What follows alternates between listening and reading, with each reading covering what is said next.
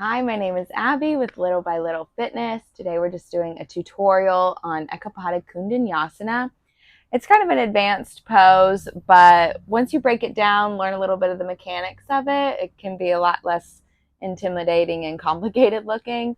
But it's great posture for core strength, for upper body, and it's really fun to incorporate into your practice. So I hope that you'll watch this and give it a try. So final expression of the pose, where we're going is this left leg will come high, bring it to the back of the arm, shift the body weight forward, elevate, extend the legs out. So that's ultimately where we're going, but I'll break it down for you. So I think a big issue people have is they don't realize how far they need to shift their weight forward, because when you do it, your hands are pretty much under your hips rather than your shoulders. Because if you don't shift forward, you end up bottom heavy, and then it's hard to get that back leg off of the mat. So a prep work pose for it is just when we shift the body weight forward. I want you to come up onto the right tiptoes and just work to tap the knee towards the outside of the arm.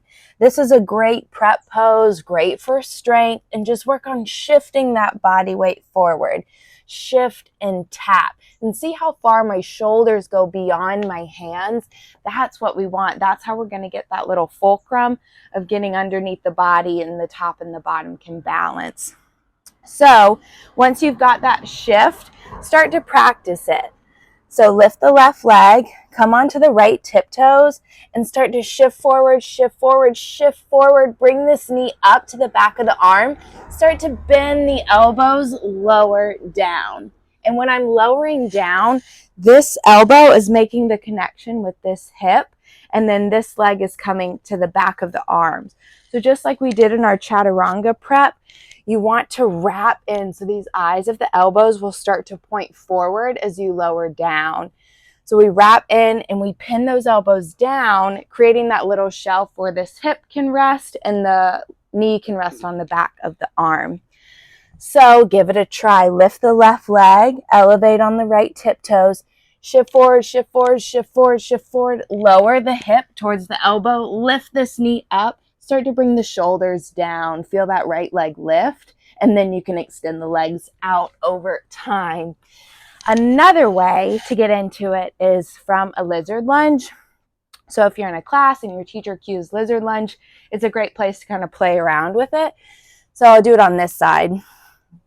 So you're in a lizard lunge with this right knee up.